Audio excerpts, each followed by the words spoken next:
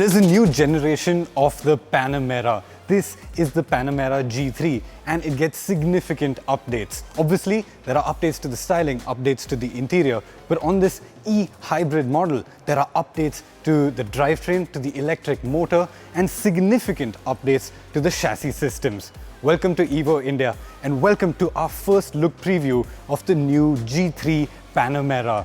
Before we get into all the details about this car, like this video, subscribe to the Evo India channel and leave a comment down below. What do you think of the new Porsche Panamera?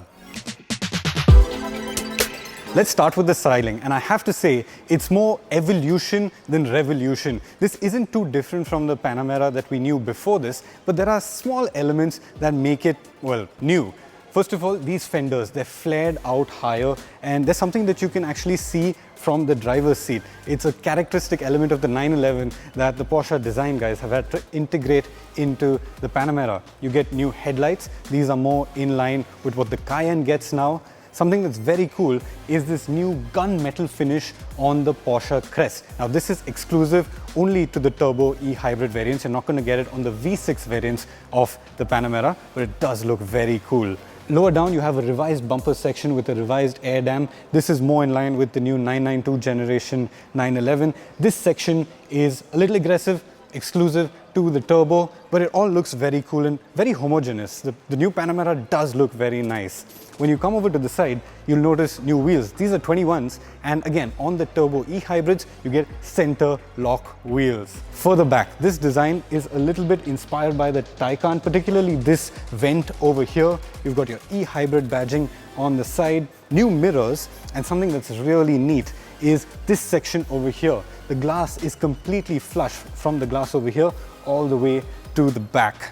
Over at the rear, not too much has changed. You've got the split wing design, you've got your turbo badge on the tailgate, and well, a light bar that runs across the width of the car. Lower down, aggressive diffuser, quad pipes, so you know this is a proper performance car.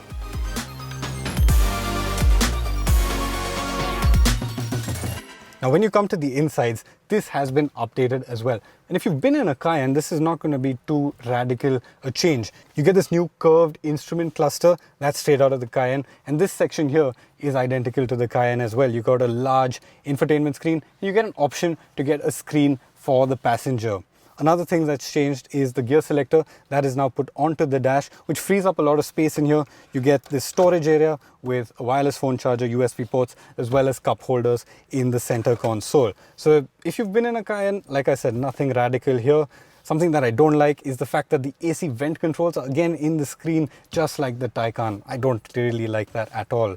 But in this screen, you've got a ton of functionality. You go to the car section, and in terms of the active suspension, there's a lot that you can play around here with. The chassis, you get normal, sport, sport plus.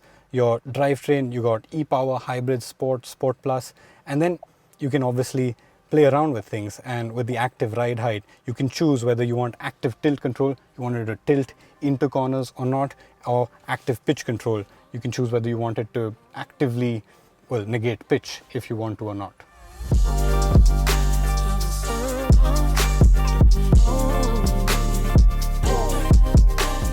Now, in terms of engines, there's going to be three variants of the Panamera to start with. There's going to be a V6, there's going to be a V6 all-wheel drive, and this V8 E-Hybrid. Now, the V6 numbers, you're going to see them on your screen right now, and those are really relevant for India because that's the car we're probably going to get first. But this E-Hybrid, that's the one that comes packing a lot of tech and a lot of updates.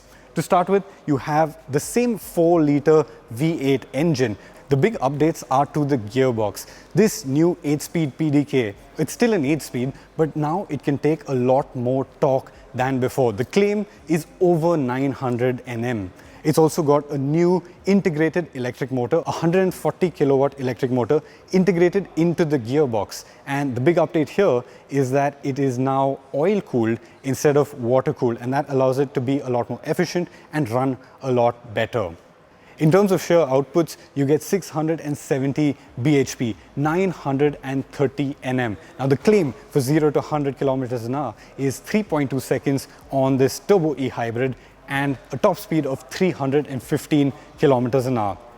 Another update is to the battery system. The battery now is larger for the hybrid system and it can run longer on pure electric mode. The claim is 90 kilometers, which is up 70% from what it was before.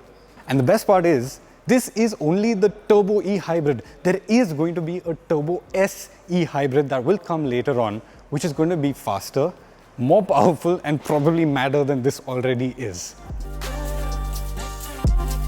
Now, the big updates to the Panamera are actually on the chassis front. On the base Panamera, on the V6, you do get updated air suspension. You get 2-chamber air suspension instead of 3-chamber air suspension that you get before. And that was possible thanks to a more sophisticated damper.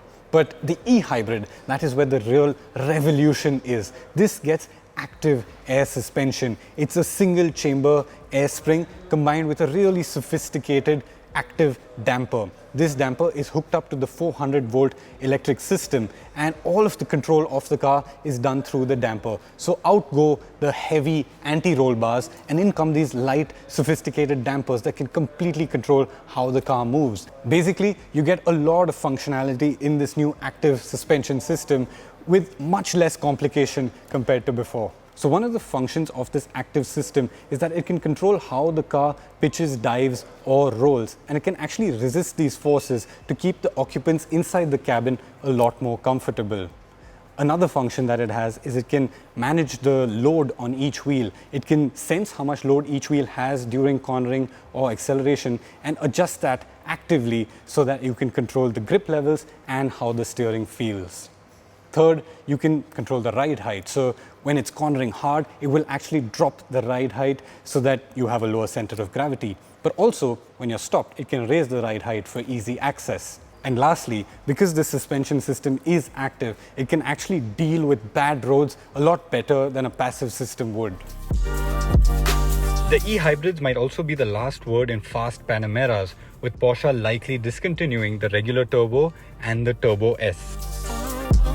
Right after I shot this, I got to drive the Panamera Turbo E-Hybrid for a brief time, and here are my impressions of this new car on voiceover. The new Panamera Turbo E-Hybrid is fast. The V8 combines with the E-motor to give near instant responses. Acceleration and traction is absolutely brutal, and it sounds great too. That angry V8 revs out beautifully, and you've got the instant responses of an E-motor, really giving you the best of both worlds. As for the active suspension, it irons out bumps beautifully. Small surface imperfections in the road aren't felt at all. It almost feels like you're floating. At first, I thought it was just the brilliant roads in Germany, but when I drove the non-active suspension, which is also incredibly comfortable, I could tell the difference. It also works really well to keep the car properly flat, resisting pitch, dive, and roll. The first time I accelerated, it was quite unnerving because it doesn't feel like it's transferring any weight. It just shoots forward without squatting. And same on the brakes, it stays flat under braking and doesn't dive forward. You can also choose to have it tilt into corners, almost like a motorcycle, and sometimes this gives the feeling that the corner is perfectly cambered, when there's actually nothing of the sort going on. All this works in the more comfort-oriented modes. Put it into Sport and Sport Plus and it gives you a much more natural feeling to what the weight is doing. It pitches, it rolls and dives, but in a very controlled manner, and in the cornering, it feels really flat. I'm looking forward to driving it on Indian roads in familiar conditions, where I can get a much more well-rounded understanding of what the car is doing. Until then, I can tell you that there's plenty to look forward to from Porsche.